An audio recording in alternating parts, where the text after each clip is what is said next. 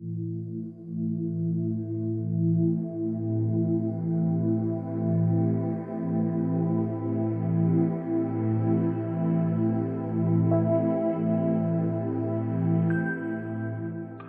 there, this is Awaken TV here, and we're very pleased to introduce to Awaken TV George Kavassilas. Hi there, George. How are you doing? Really good, thank you. Thank you for coming to our interview. Thank you very much, Michael. It's an honour to be here. I wondered if you could just kind of quickly introduce yourself and kind of explain to us about your experiences with the cosmic beings out there. Sure. Well, you know, the experiences started from when I was a child. Is this sort of the area you'd like me to begin with, as it went back to my early, you know, where it all began with?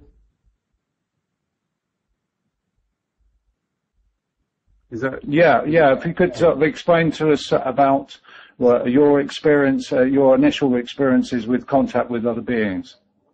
Sure.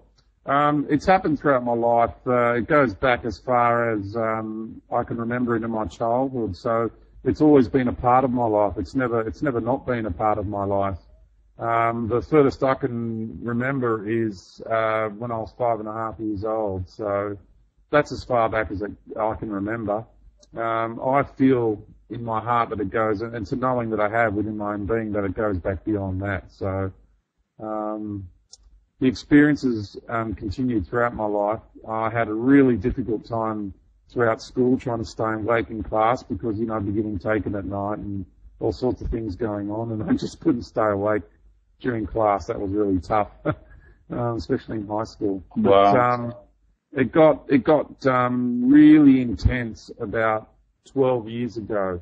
It started getting, and 13 years ago, it started getting really intense. I would say even into the early 90s, but it got really, really intense around late 90s into 2000, 2001.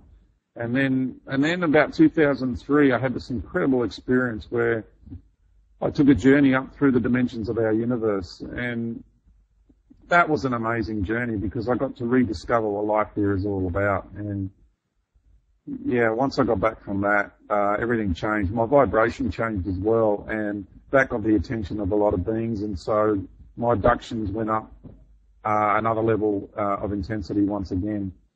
And they were very interested in me after that, and they started to realize who I was, and because the beings that were abducting me and doing very unsavory things to me remember who I am on a galactic level, and we've had experiences with one another. We'll say we've got a long history.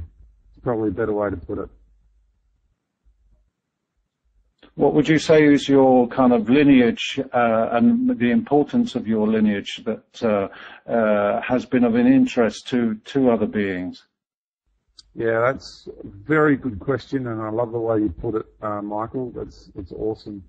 My lineage, the incarnation that you see here, the majority of the energetic stream actually comes from Sirius, and a smaller portion comes from the Pleiades, and I've got many others that come from all over the universe.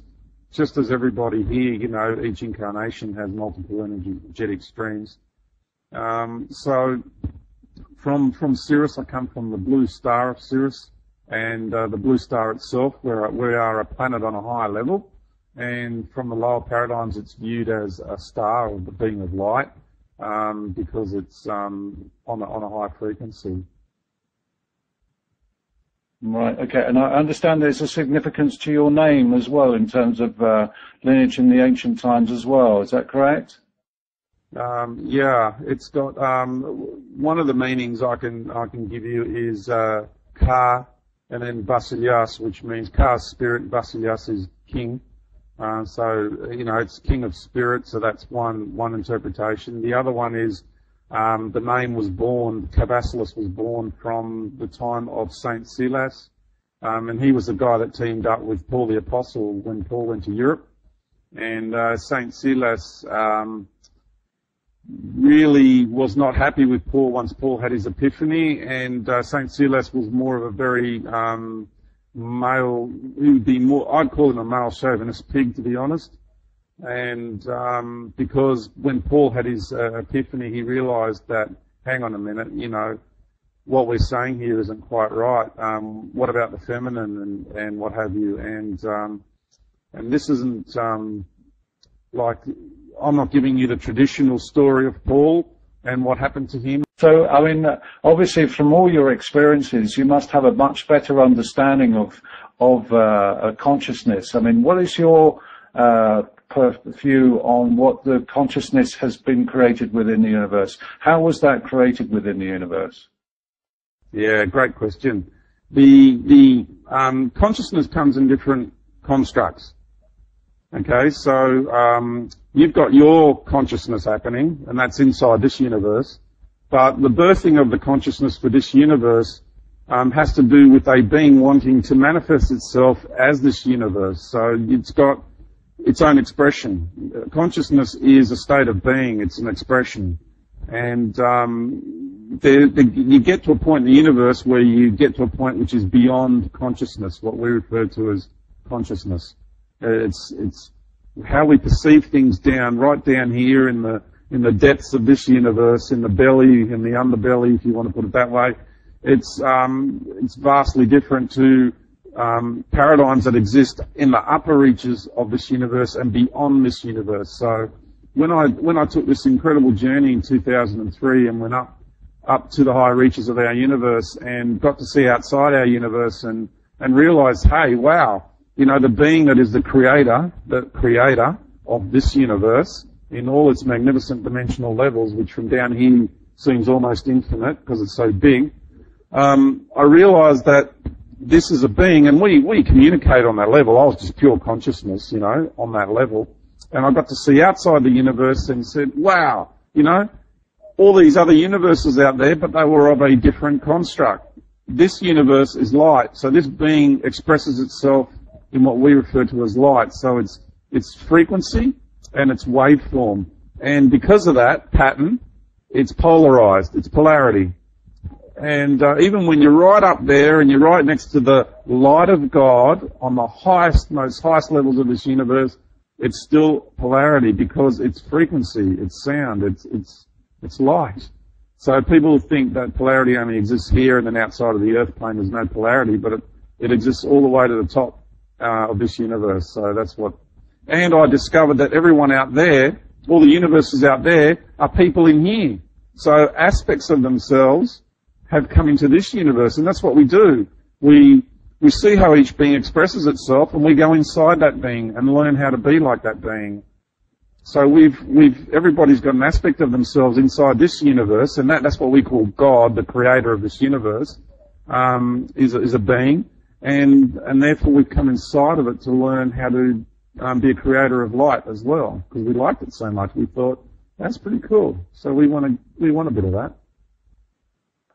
So would you say that there are different dimensional universes, and how many are there? Well, in this universe, I've explained the model of the dimensions, because there's different vibratory levels. But out there, the constructs of these other universes I could not perceive, because this part of me is connected to this universe and this type of consciousness.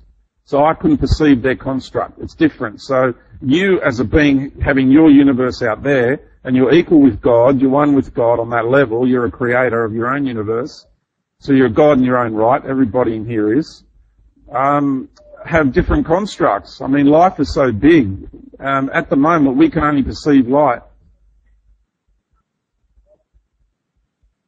Yeah. And in terms of light, I mean, are there different types of light at all?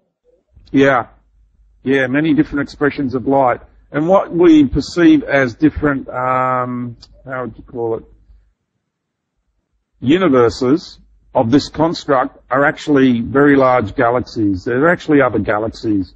And they're perceived as other universes, but they're not. Technically, they're just galaxies. You know, our Milky Way galaxy is quite small. compared to most. So, I mean, within our own galaxy, which is the Milky Way, and we have a solar system, what would you say is the relationship between our solar system, the Milky Way, and other galaxies, maybe like Andromeda or other galaxies? Is there a relationship, sort of a linked relationship between them? Yeah, our galaxy is linked to just about every other galaxy because it's the melting pot. You see, our galaxy is the manifestation of the divine feminine consciousness of this universe. So after we took this journey down through the dimensions, which I explain in my DVDs, I suppose the clearest one at the moment would be our journey in the Grand Ascension. If people want to take a look at that, I'll go into detail of it. And we come down through the different levels of the dimensions. And then and in that journey we went out into separation. So each level went further away from the Godhead and further out into expansion and separation. And now we got to the point where all possibilities and outcomes have been exhausted. And so what the creators now done is said, right, let's start bringing it back from separation into oneness, into harmony. And this is the journey for the beings who want to become creators of light. And that's what we've been doing. So on the road back to compression, the feminine aspect of the universe said, okay, I'm going to take control of this situation. I'm going to create myself as a galaxy and facilitate other beings to come into one galaxy and sort out their differences.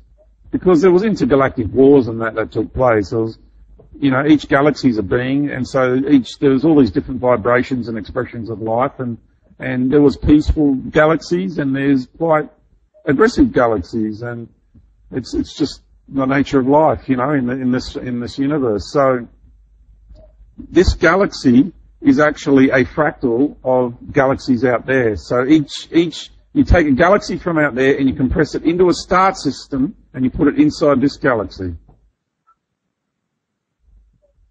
So every star system in this galaxy represents life out there. Ah, right. I see. Okay. So I see that. And you're saying that that's the feminine side of the universe. And who is the feminine? Who is this feminine being or feminine? Well, you've got the universal consciousness as a whole, as an entirety, and then in order to facilitate its expression and this journey we're all taking, it needed to divide itself up because it's all about separation. So there's four major expressions of energy to manifest all life in the universe. And it's represented by this symbol here. Let me just get that on the picture. Hang on a minute. If I can get this on picture. That symbol right there. Okay? That's a symbol throughout the ages. It's the circle and the cross. The American Indians call it the medicine wheel. It's the symbol behind the head of the Christ. The Australian Aborigines call it the sacred watering hole, and, I referred to, wow, there's a connection to the baptismal waters straight away. So it's about each arm. It's the four directions, and okay, there's different interpretations. There's different levels of interpretation of this symbol. So it's been throughout the ages. Thousands of years it's been on this planet. And what it represents is each quadrant represents one arm of the cross, or one of the quadrants, represents knowledge. One represents knowledge. The other one represents love. One represents masculine, and the other one represents feminine.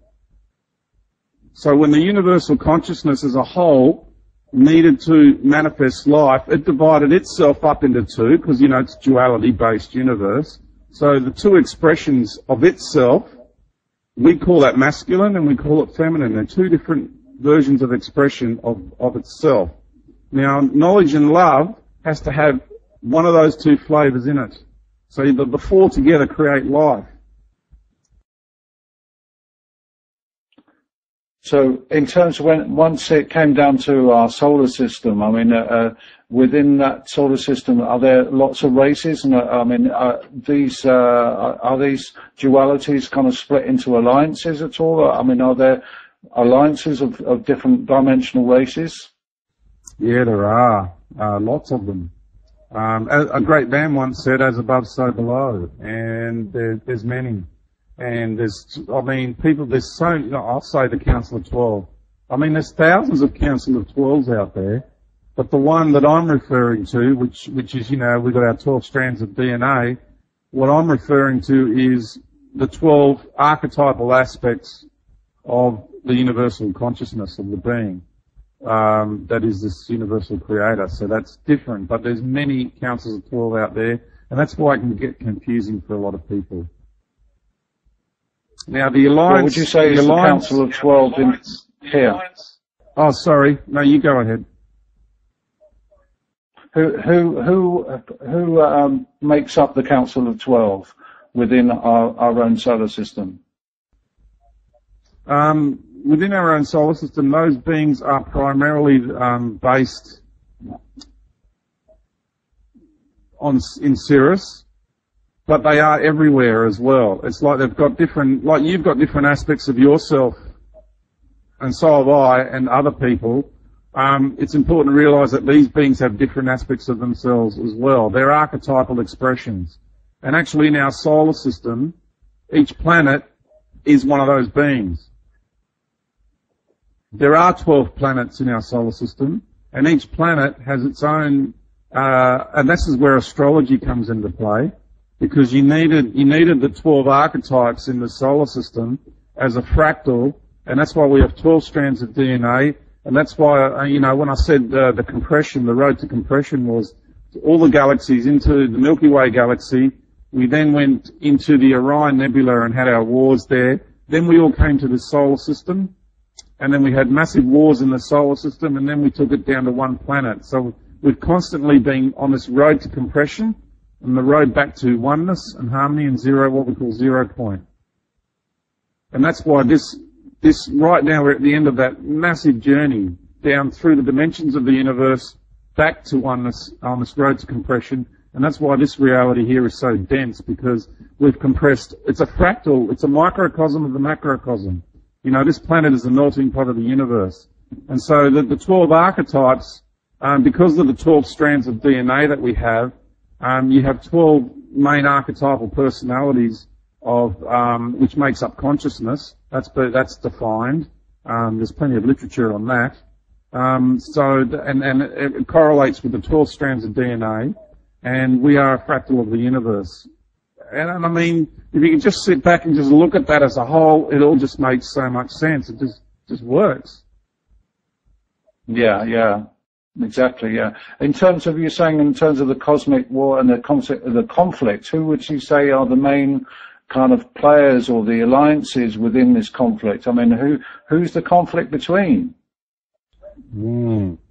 Yeah, good question. The conflict is between a group of beings who have been trapped down here in the lower domains. And when I say the lower domains, I mean the third and fourth dimensions, because there is a big void, as I explained in my structure, between the fourth and the fifth dimension, and that cannot be breached. It was set up by the universal creator for a specific task, and it's serving its purpose. And there's beings that have been trapped up near the upper reaches of the fourth dimension and have become big fish in a small pond and think very much of themselves, and created their own universal structure down here in the lower domains. And so a lot of people get assimilated into their structure and think that the whole structure that they're experiencing is God itself, but it's not. And there's beings at the top of that structure that play God, and they're the ones who wish to control everything that goes on down here. And so whenever something natural is occurring, they look for it, and they try and control that reality. And so this is where the classic sort of story in the religious theme comes into play, where there's the unfoldment of the universe the way God wants it to happen, in its intention. And then you have these beings who want to stop that from happening. But, even them wanting to stop it from happening is part of the larger unfoldment of the universe anyway. It's part of the will of God, or the intention of God, or, the way it all pans out. Is, the unfoldment of the lotus flower, the opening of the lotus flower, it's all meaning the same thing. And so that's the classic story. You've got a group of beings who want to take control and think themselves as more powerful than the universal creator. And on the other side of the coin, who would you say are the guardians of our solar system who are defending against these beings who are wanting to control? Who would they be? They would be primarily the 12 archetypal expressions, and also the masculine and feminine expression of the universe. So we have the universal creator does actually partake in its creation. And when let's say, for example, a star system gets created, okay? Now the being that becomes that star is responsible for all life within itself. So all the planets that manifest within its solar system, because you are a star out there. Everybody's a star out there. I mean, there's billions and billions and hundreds of billions of stars in this galaxy alone. So you've got to realise there's people are stars out there. Someone's got to be those stars. They're living beings. They're beings unto themselves. So somebody's got to be them. So it's when you understand the structure of the universe, it's not that big a deal that we've been conditioned to think that all this is crazy and it's how dare you think so big of yourself, and all this stuff was designed to take away your sovereignty and your magnificence. And everybody's magnificent, and we're stars and we're galaxies, and when you manifest yourself as a star and you have these planets that are participating within your being, because they're individual beings too, then when life is manifest on a planet, you will, from a star, from the level of consciousness of a star, which is a very high level, you can manifest yourself as an embodiment, whatever that physical structure is, and walk amongst the people. And we do that. And what we do is we guide and we help people understand the natural order of things within your own star system or within your galaxy. And you help guide, because you're working with the Creator, and you facilitated a reality and experiences for beings to have, and you're responsible for that. So you gently nurture and you guide life within your own system, or on your own planet, or within your own galaxy. So that's how one part of the role that you feel that you have is to enable people to understand that concept, and also to understand what's within them, that they have that star within them and that universe within them, and it's just enabling them to express that. Right. Okay. And in terms of your own sort of learning, I mean, you've moved from the third dimension, and you've mentioned before that you've been able to reach other dimensions. I mean, what is your kind of understanding of moving from one dimension to another, and how is that possible? The interesting thing about my life is that I never actually sat down and said, right, now I want to astral travel. Never been able to do that. And people will be astounded to hear that. And it's the truth. I've never sat down and said, right, I want to go to the fifth dimension right now and do it. Every experience that I've had has just happened. And, I got to the point where I was having all these experiences, and I said, well, where do they come from? So why do they happen? And if me as George isn't willing it to happen, then who is? Where? What? How? So I came to realize that it's a higher aspect of my being. The part of me that composed this life, the part of me that orchestrates this life, is obviously not George. And so there's, and that came down to too when I was getting abductions after abductions, and I went to healers, and, Archangel Michael, come and help me, and, I just kept giving all my power away to all these external lights and entities and beings, and I just kept getting abducted. No being, no nothing could stop this stuff from happening.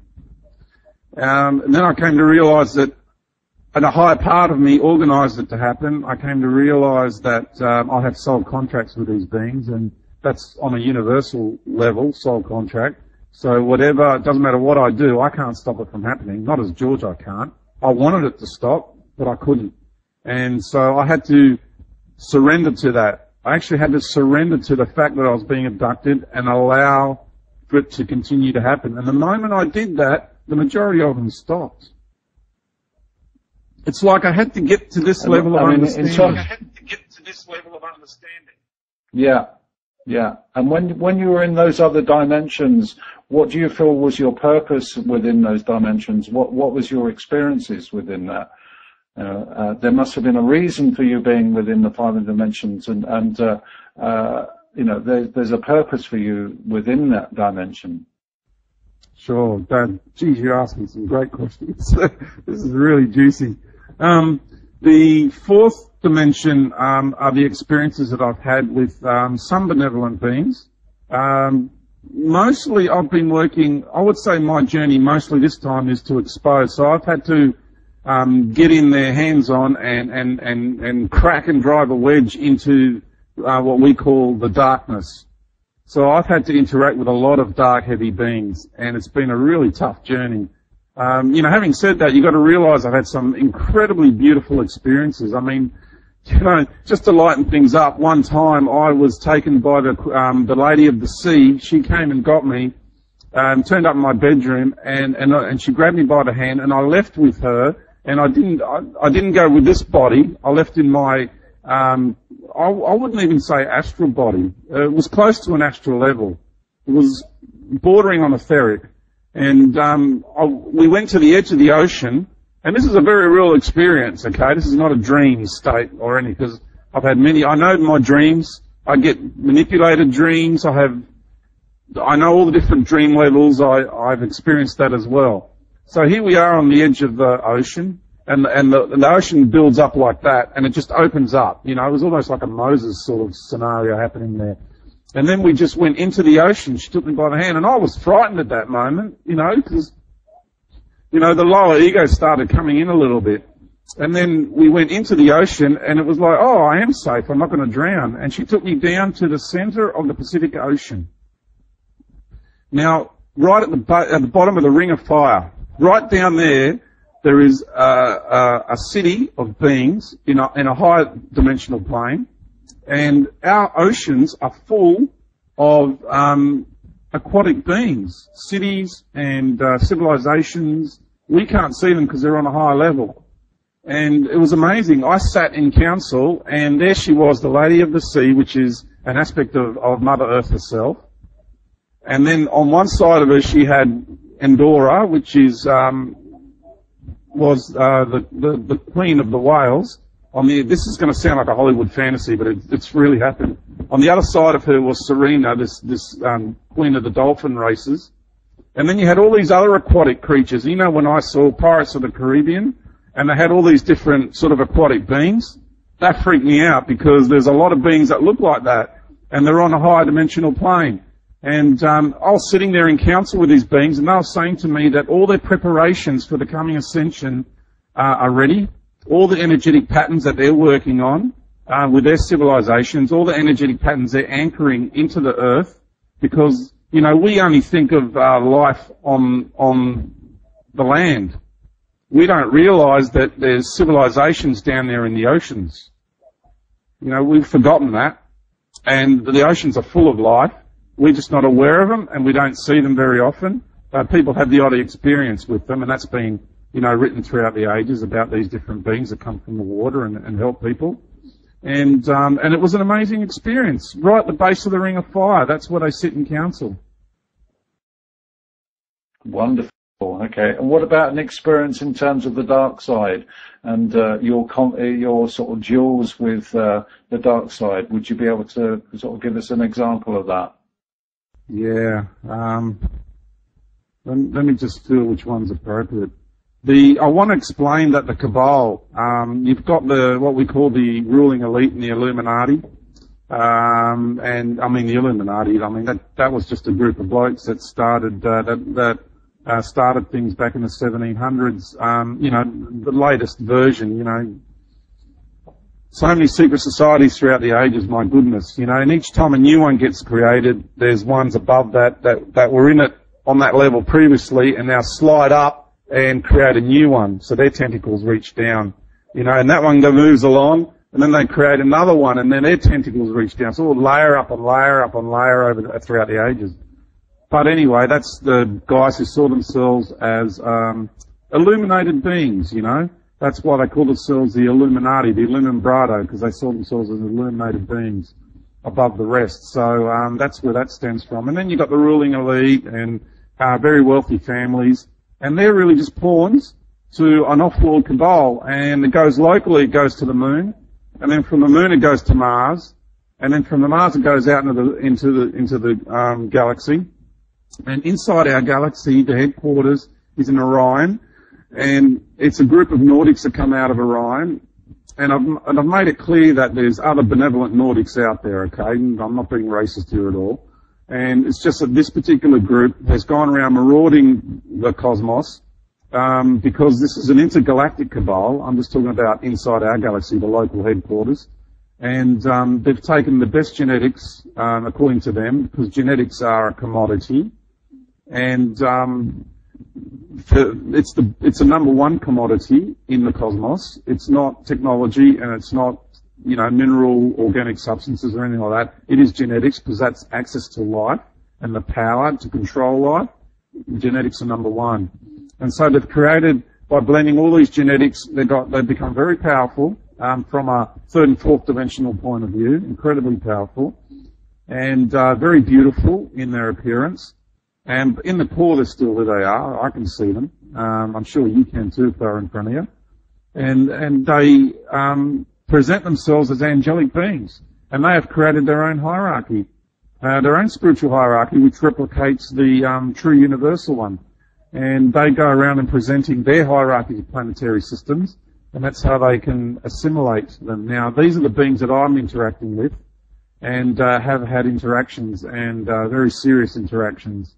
And my journey to the moon was a fascinating one, because the guy who's in charge of the moon has long flowing hair and looks exactly like the guys on Stargate Atlantis. And I actually had a very interesting experience with him, which I went into detail in my big presentation that I did. And would you be able to share that at all? I'd be happy to share it with you again if you like. The Mars one's interesting though. I haven't shared too much of that. The Mars one is important because they're setting up Project Genesis, they call it, from here on Earth, right? Because they're going to take a lot of people there when the big disasters start to happen here on Earth, when the big physical changes happen. Now, Mars being a male consciousness being, right? The being on that is female. It's a matriarchal system on Mars. And that's when you start getting into the reptilian queens. Right. And what kind of experience, have you had in terms of having a conflict with these beings at all? I mean, have you? I understand that you've confronted some of these beings. I have. They I got taken to Mars. I got summoned by the Queen there, and they absolutely, you've got to realise how much they dislike me, because I've got a long history with these beings on a galactic level, and a lot of the people that are being abducted on this planet need to realise that why they're being abducted is because they have a long history with a lot of races as well, and these races are like, right, you know, rubbing their hands together because we're quite vulnerable down here to these races, and they're going to town on us, you know. And the interaction that I had with this matriarch on Mars is like, you know, I'm here to do my job. You cannot stop me. They've thrown everything at me, and I will do what I have to do to free humanity, to awaken humanity. And you know, when you realise that, hang on a minute, this planet has an outcome, and then you understand that you're a part of that outcome, then you realise that you're walking a path which you know, is not going to be interfered with in a very serious way. And, you know, I'm talking to you, and you're still here, and you haven't passed over at the age of 30 or had an accident and disappeared off the planet. You're here for a reason, and you have a job to play. And if you look at it as from the point of view of it being a movie, then you're a very important actor in the movie, and we have a very important role to play. Right. Okay. I'm rambling, so I'll give you a breather. You mentioned that the genetics was the key. That's the most important thing. Why is it so important? What is so important about genetics that this conflict and this struggle for over the ages has been, and everybody's trying to obtain, and it seems to be concentrated here on this solar system and Earth. What is so important about genetics? All right. If you understand the model that I have presented, then that explains it. It is that we are our genetics are the most prized possession in the universe, because originally our embodiments were created, may I say, not for the purpose of slavery. That is the story that is being sold to humanity. But the original reason why we were created was to create a universal embodiment. So all life out there, no matter what race you come from, you can incarnate on Earth, and you can incarnate into these embodiments. If your energetic streams are not in the genetics of a being, you cannot incarnate into that. It won't take, the life won't happen. It'll perish. It won't take. You won't animate the embodiment. So what's really important is if you were to remove our veil, human means God-man. So if you were to remove our veil, it would be an absolute freak show walking this earth. Because so many races are incarnate here on Earth right now. Everyone's an ET. That's the reality of it. And we're all ambassadors, we're all way showers, and we represent all life out there is represented here on Earth. It is the melting pot of the universe. So therefore, we have the whole universe inside of us. We have access to all of the universal consciousness. We are about to become fully fledged universal beings, to be as Christ, as Buddha, as Krishna, or whatever you want to call it. And that's why our genetics are the most prized possession in the universe, because nowhere else is this much information or this much energy contained in one embodiment. Nowhere else. So, in terms of our genetics, this will obviously sort of assist us in terms of the ascension, which is likely to happen. How does ascension happen? Is there a passage? What is your understanding of what ascension is likely to be for within the near future? My understanding of what ascension is that for each person who goes through to the fully fledged organic, natural, or version of ascension, it will happen automatically. It's something you don't have to work at all. The timing of that, what we call divine timing, that's a classic cliche, but it's true. When a lotus flower opens, or any flower, the petals have to open in a particular sequence. And so, if I'm a petal of the flower, and you are another petal of the flower, and the people listening are petals, then each person will awaken at a different time. Now, there'll be groups that awaken roughly pretty much at the same time, but it will happen automatically for each person in their own time. Because remember, I orchestrated and designed my life, and you composed and orchestrated your life, so when it's time for you to fully awaken, we're going in stages at the moment. Sometimes we take leaps, and then we take mini steps, but the major awakenings are really going to start to happen next year. Towards the end of next year, there's going to be some pretty big stuff going on. The other beings, in terms of, yeah. Sorry about that. In terms of other beings, there'll be other versions of Ascension sold to humanity. So some people will take those journeys. That's appropriate for them. They're just not ready to become universal beings at this stage. Because... So sorry, you're saying that... No, that's no problem. So you're saying that different forms of ascension are being offered to people, some being false, some being of true nature. what would you say is, how can people recognize what is false and what is true, and what true ascension is? Good question. All right. I've been getting flooded with so many emails, especially in the area of there's a particular group saying that they're going to take people inside the earth, okay, and they're going to put them inside some chambers, and then when the people come out of those chambers, they will become fully ascended beings. Now, I gotta ask you, and I just ask everybody out there listening to this, to please just take this into consideration, okay? Now, I personally would never want to go put myself in a piece of technology and have some other being controlling that technology and therefore controlling my ascension process and controlling what level I ascend to.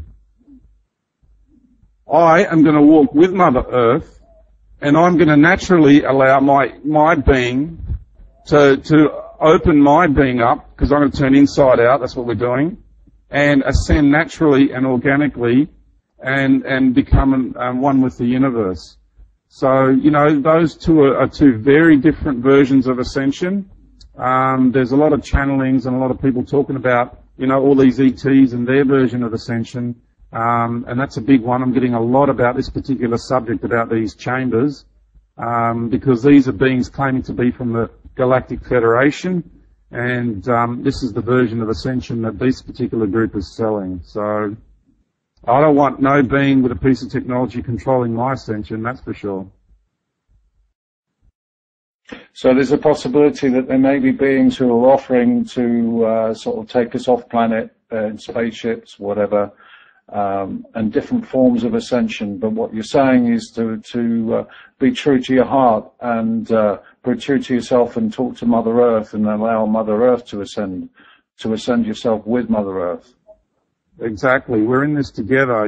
When you birth with your mother, you birth with your mother, and that's, for me, it's the natural process, and it's the other versions of ascension are very limited. You won't become a fully ascended being. You'll become a partially ascended being, and you'll still be under the control of whoever is guiding and controlling that ascension, rather than universal consciousness itself.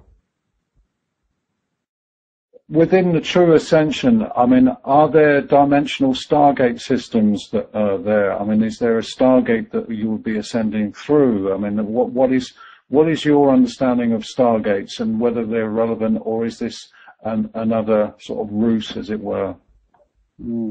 There's multiple purposes for the Stargates. Some of them are, low-level technology-based Stargates who will help beings just get off the planet when the time comes, who don't have any real concept of ascension. They're just based in a scientific paradigm and technology, and, their path is with those beings, and so they're going to go through those Stargates and just go to other planetary systems and what have you, because that's where they need to go. That's their journey. They can't see any other.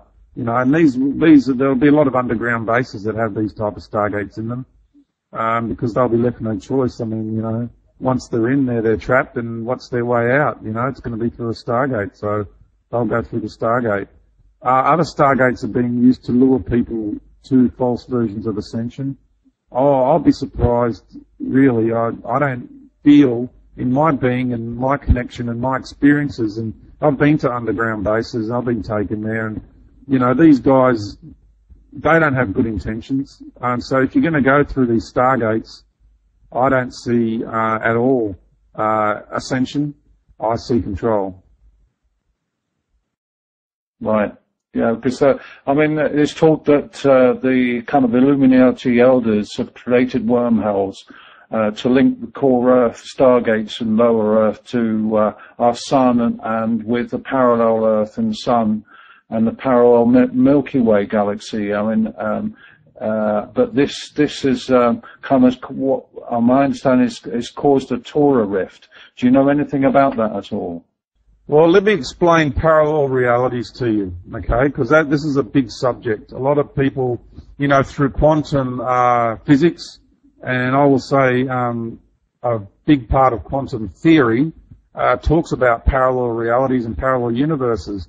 Let me explain how the universe is set up, because this is absolute universal fact that I'm sharing with you now, and I'm saying those words, absolute universal fact, okay? That's a big call, but I'm using it in this moment because this is what it is. When a reality gets created, you have the path of that reality, okay? You're heading down a path. Think of it as the trunk of a tree. Now, every time you branch off, okay, and it's a branch, okay, so straight away it's a branch, it's not a trunk. So imagine how much energy is involved in that compared to a branch, right? So straight away you're reducing the energetic amount of life force in once you branch off that main reality.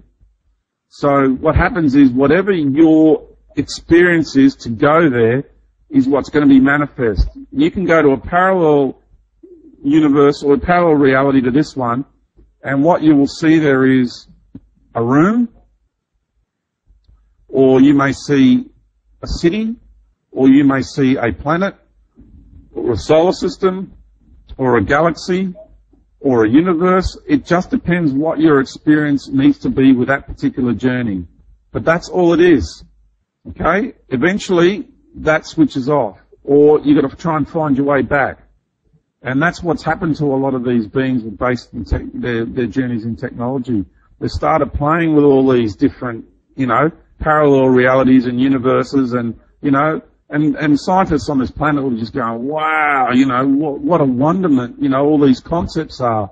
They just don't realize what they're playing with. And they're heading down pathways which are really traps. And these other beings are just conning them into them.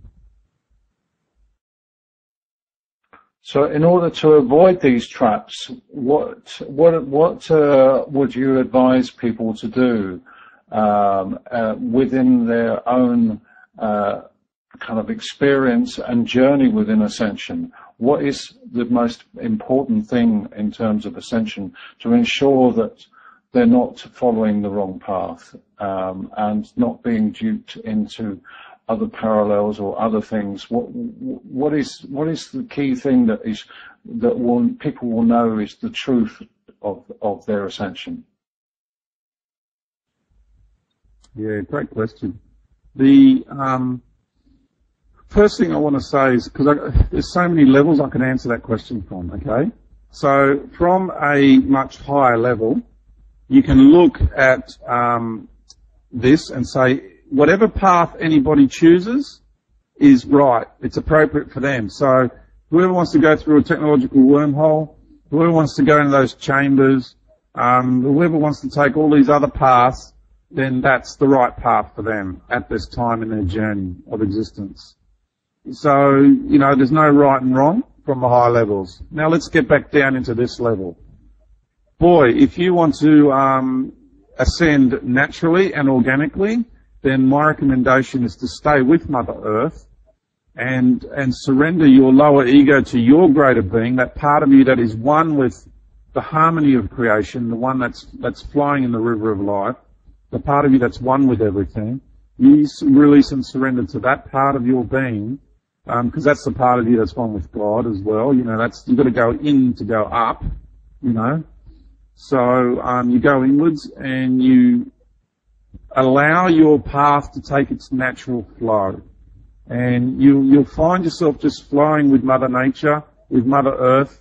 And when I mean Mother, I don't mean to go out there and become a feral greenie sort of thing. And I know that's a judgmental statement, but you don't have to live in a cave and be out there you don't have to be out there with the animals or anything like that. You know what I mean? When I'm talking to be one, be respectful, and we're on this level of consciousness at the moment. We don't have the gifts that we once had, where we can manifest anything and create a building really easily out of organic materials and live very harmoniously. We've lost that.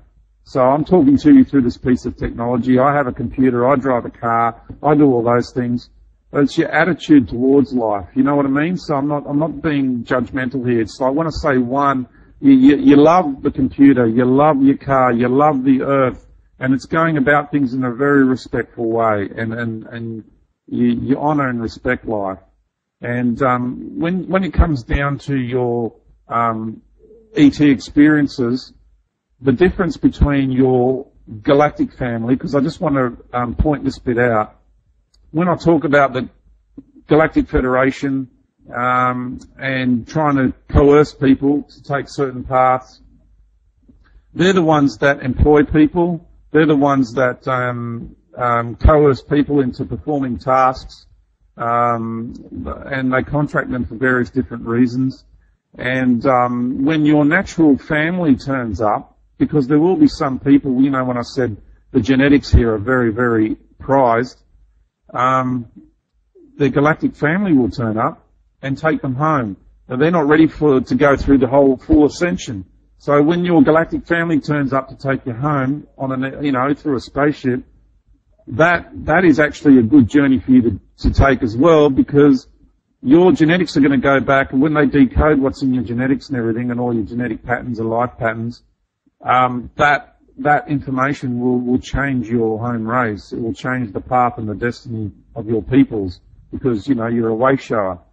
So I want to just make sure that when those beings turn up, that you know exactly who they are. It's like your mother or your brother or your sister or your wife walking into the room. No one has to prove anything to one another. It's automatically, you just know instantly who it is. So these beings that come along have to shower you with light and say all these wonderful words to you and fluff everything up, and that's all the stuff that I'd be very, very careful of. That's the false light, and that's very dangerous, and what these beings are doing, and they're only here to deceive and control you. So I just want to reiterate that's the difference between the two.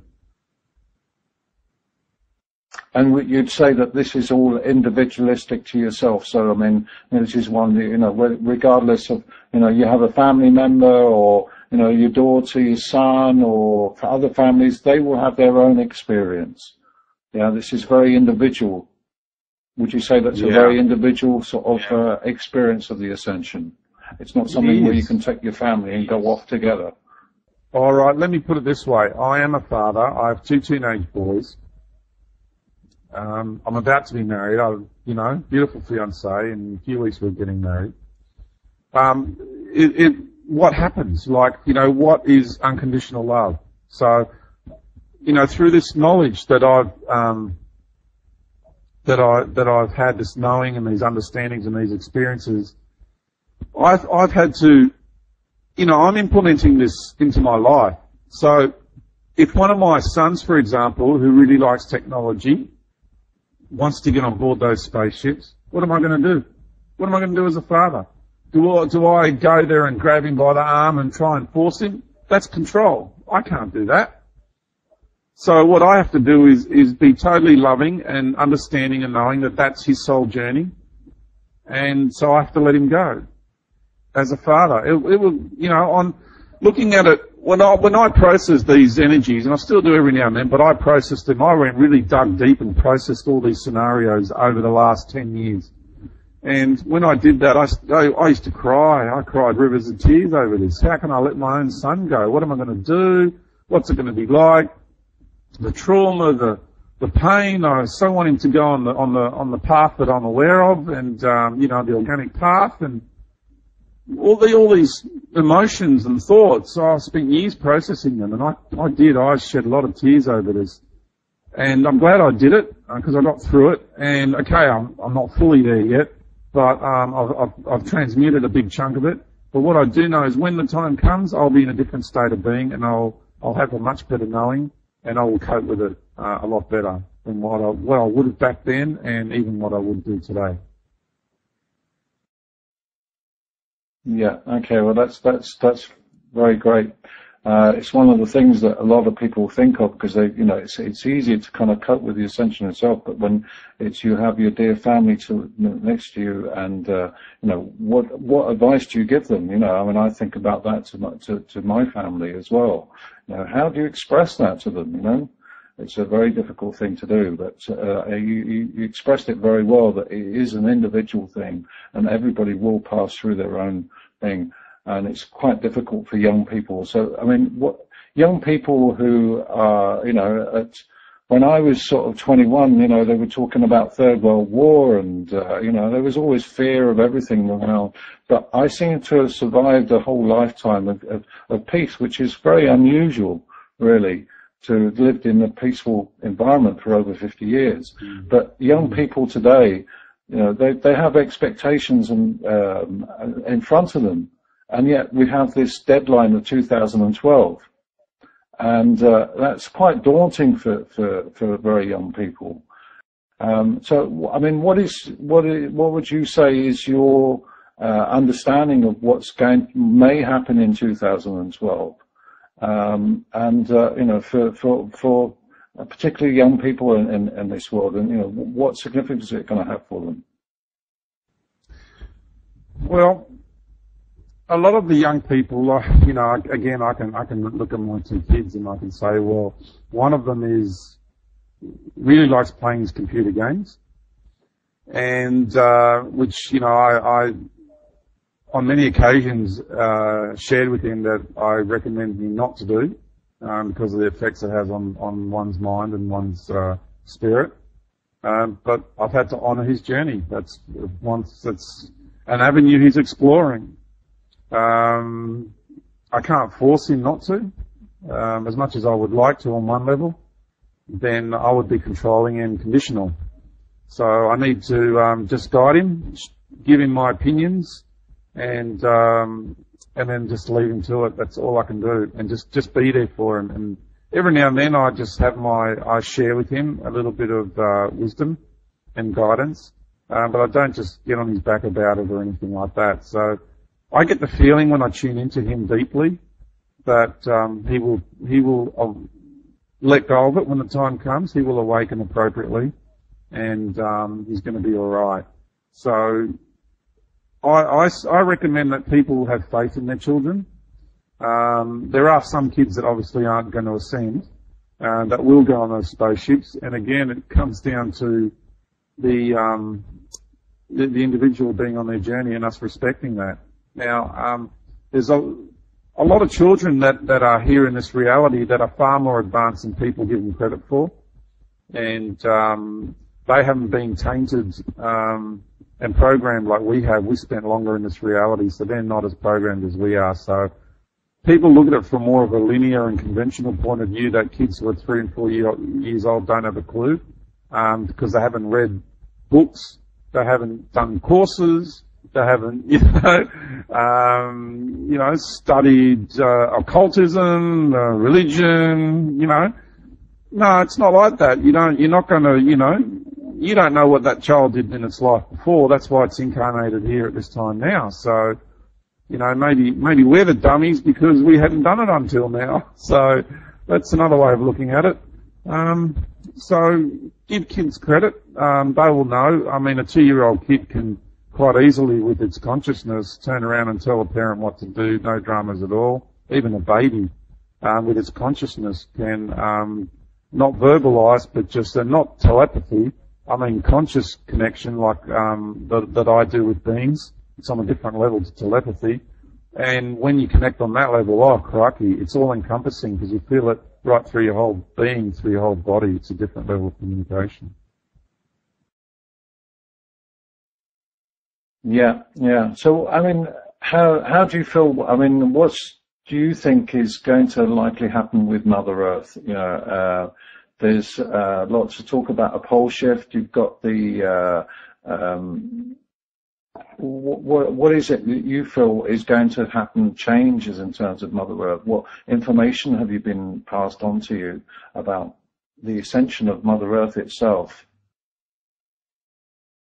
Okay, the time between 2012 and 2013 is when the pole shift will occur. Now, we're in what's called the precession of the equinoxes. I know a lot of people listening to this will be familiar with that. There might be the few that aren't. So we're in this cycle that goes for a fixed timeline of 24,832 years. And what we're experiencing is the illusionary timeline, which is layered on top of the fixed one and has a logarithmic acceleration to it. And that one, the harmonics to that, you can see on my website. And that is, it goes for 26,366.618 years. Now, as we end that procession of the equinoxes, it's important people realize it's not the precession of the solstices. So the cycle actually ends on an equinox. It doesn't end on the solstice. Now, December 21, 2012 is a solstice. So that's not when the cycle actually ends. That's when the preparations start for, certain events to occur. That's when they begin. And what happens is on that time, Mother Earth straightens up on her axis because she's on a 23-degree tilt at the moment. Because that wobble that she's on is an aspect of duality. It needed to be like that to create this reality so we can have our experiences here. So, that's a pole shift. That's what's going to happen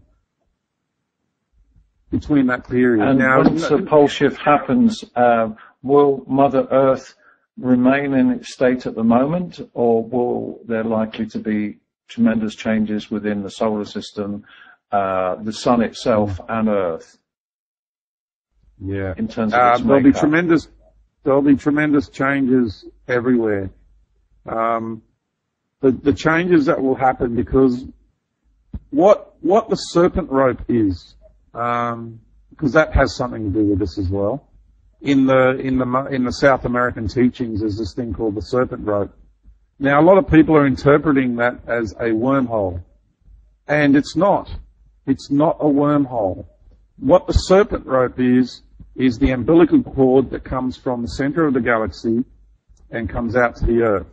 Every planet's got it. Every star system's got it. It's the connection to the core of the galaxy. Okay? Now, when we birth, we don't go back up the umbilical cord, do we?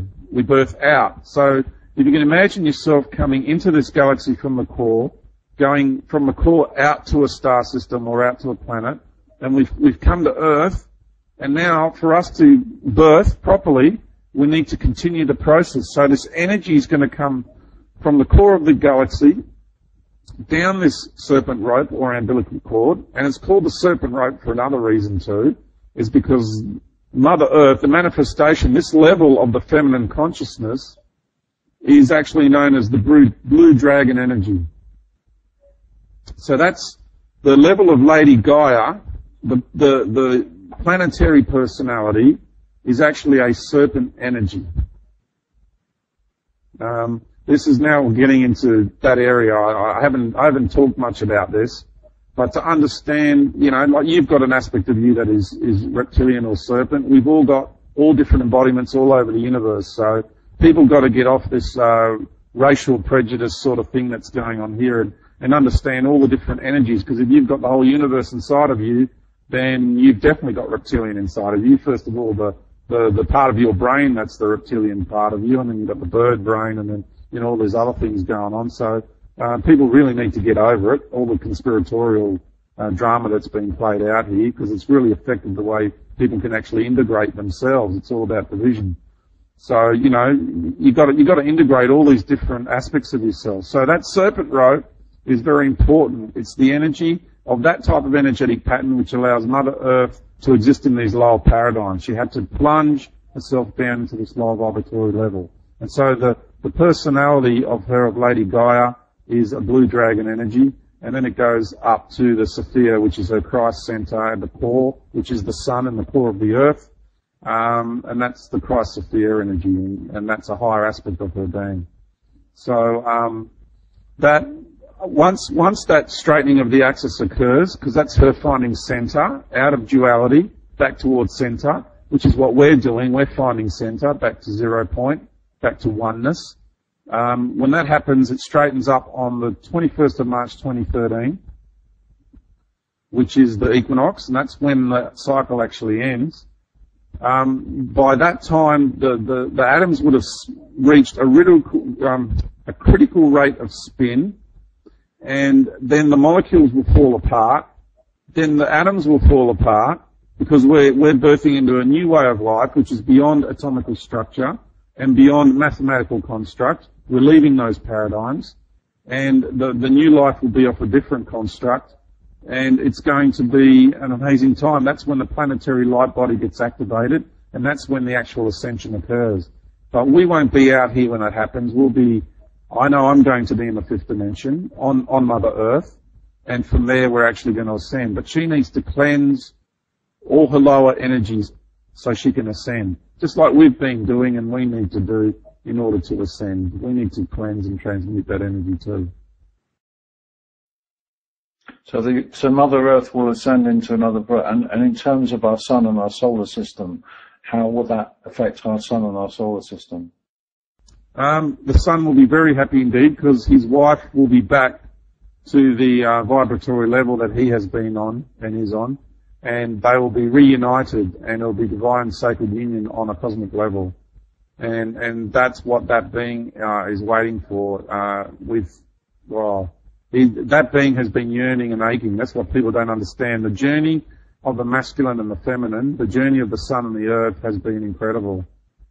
That story, it's kind of been portrayed and expressed in many of our folklore, in many of our stories here on Earth. To know it to the depths, and I'm only scratching the surface with it, and I've been brought to tears over this many times. To know it to its true magnitude, it will just totally break you. It's like the sacrifice and the love these beings have for humanity and what's going on here is incredible. It's just incredible. So what do you see beyond that ascension? How do you see the universe evolving beyond the ascension of Earth? Oh, good question. Okay. Well, it comes down to why we're having this ascension in the first place. You know, why is it happening? So why are we doing this? Why are we here? And the reason is to create universal beings. So we'll be the first beings that are fully fledged universal beings. That's what's happening. No, this hasn't happened before anywhere in the universe. This is the first time. And, there had to be a first time. Somewhere, at some stage in the life cycle of the universe. Why not now? You know, it's like people say, oh, don't be ridiculous, that's stupid, what a silly thing to say, and they do, you know, I get interesting mails. But it's true, we're a part of it. It's like, you know, why are we all here? Why is there so much attention on Earth at the moment? Why is the dark energy so interested in what's going on here? Why are they investing everything they've got into battling what's going on here? So when you understand that, you understand the model that I've shared, you understand the journey that we've taken, or not understand it, just re-remember it, you know, because people will. Don't take my word for it, you will. You understand that we're going to become as Christ, as a being with all of the universe available to us at any one time. Now, once we ascend, and we're still going to have somewhat of an embodiment. It's going to be of a total different structure, right? I can't verbalize exactly what it's going to be like. I've somewhat experienced it, but I can't verbalize it. There's no digestive tracts. I can tell you that. There's no reproductive organs. Okay? Because we won't consume food. That's an aspect of lower paradigms and you know, we're not going to consume food. We're going to be pure light beings and live off light, and our construct's going to be very different. So, but what's important to remember is, to remember and to understand, is that a part of you, of your consciousness, will go to a void in the universe, or, you know, as a part of this universe, and you will manifest your own universe of light. So you become a fully fledged creator. It's a graduation process, is what we're doing here. So we've been everything that this universe has had to offer. We've experienced it, and that's why these beings who are going to go off onto those spaceships, if they get lured by that dark agenda or by a manipulating beings, if they fall for that, then they're not ready to ascend. They're not ready to graduate, and because if they start creating their own universe, then what happens inside of them, because, the universal crowd has experienced this already, inside of them things can get out of control and it can get it'll be a very painful process for many beings involved. And so to avoid that, it's really important that you have all the wisdom of all the possibilities and outcomes that have been exhausted on every level, and you understand, what it's all about, and then you can go start creating your own universe altogether. And then an aspect of us. Sorry, go on. In terms of ascending, you're saying that if you ascend with Mother Earth, then you'll be creator of your own universe. But those that would go to a different path, whether that's within spaceships or being lured into a different kind of ascension, won't ascend in that manner. So what will happen to those beings? Yeah, they won't have that capacity. Will they be able to ascend at some point, or are they taking another path? Where are they going? What's happening to them? And how will they be able to return back to Ascension? Yeah, good question. I've actually met people here on the Earth who are observers. Okay? Now, they're the incarnation of planets that are out there that are currently being set up like this one. They're not the feminine consciousness herself. They are other beings, but they are the next ones to facilitate the next processes like this one. So this is the one that the universal consciousness has taken responsibility and is created and manifested a reality with the intention of an outcome, and it's fail-proof. It was always going to succeed. Okay. Now, other planets are being set up like this one throughout this galaxy and even throughout the cosmos, okay? And so beings are here inside this reality, experiencing it from the inside, and they know that them as planets are going to be facilitating the next stages of this process. Right, excellent. Okay, now to finish off, what would you say what should people do now? People are starting to get this information. People are starting to assimilate this. People like myself and yourself have had many years to be able to kind of assimilate such kind of information. But for a lot of people, it's very, very daunting. And a lot of people are not even taking on board anything. What kind of involvement do you feel that people should be looking at in terms of themselves and their self-development to prepare themselves for Ascension? Because a lot of people have very little idea, but some people have some idea. But I believe that we are here to inform, but also to help individuals to ascend and to understand what Ascension is. So how do you feel that your role will be within that, and what advice do you have? What is it that you are able to give to mankind from your experiences about how to ascend? Wow. I know that my responsibilities here are to share not only the experiences that I've had, which gives people great perspective, but also to share the wisdom of the ages and the knowledge, and to remind people that they have access to this as well. It's not something that's unique just to me. It might be at this stage in the process, but very soon, people need just to relax. Don't think I've got to study this and run off and do that. People need to know that this is going to happen naturally. They'll just awaken. And, they might not, and this frustrates people who have been, on the straight and narrow and studying for 40 years, 50 years, and they're like, well, that's not fair. Look at me, I've done all this hard work, and, all I've got to say to those people is, well, how do you know these people didn't do it the life before? And you just sat on your bum and did nothing the whole time. So it's really important for people not to judge and just understand that we've had many lifetimes here and we've achieved things on many different levels. And just because Joe Blow working in the factory, which is what I've put forward before, is going to ascend, Don't be jealous of that. Don't be upset about that. Be happy for him. Be loving towards that. And once you understand this concept, then it just takes the pressure off. And I'm not trying to coerce people into becoming passive. That's a different story altogether, you know. You do the love, that's another story. That's, you know, people take drugs to get stoned on this level. Well, I can assure you there's energy that people consume to get stoned on a cosmic level.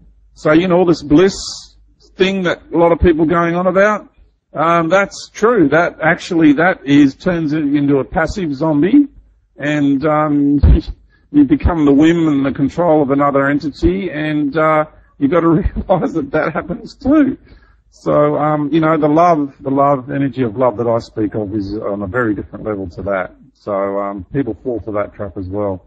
So my recommendations are to relax, first of all, be at peace with yourself, and accept yourself exactly where you are right now. That's the key to it, and gratitude for where you are right now. And understand that where you are right now is the life that you've created and orchestrated. And you're still orchestrating. You're the orchestra, or the conductor, of your life. And believe in that. Believe in yourself. Believe in your own being and the connection that you have with the Creator. Not from this lower ego personality, but from your greater being, you know, and it will come. Just relax. And like my friend Vic said, be available to yourself. It was a classic line, that. Loved it. Be available to yourself. That's wonderful. Well, thank you very, very much for this very informative interview. And thank you for your time, and thank you for all the advice that you've been able to give and to offer all the experiences that you've had over your lifetime. It's been an amazing journey for you, I'm sure, and it's great that are now having the opportunity to pass on their knowledge and advice to other people. And hopefully we will all ascend through this time and find our own path, as you say, and find our own peace. Many thanks for your time. Thank you very much, Michael, George. It's been an honour and a pleasure, and I'm very, very grateful. Thank you. It's a pleasure. Take care then. Bye-bye.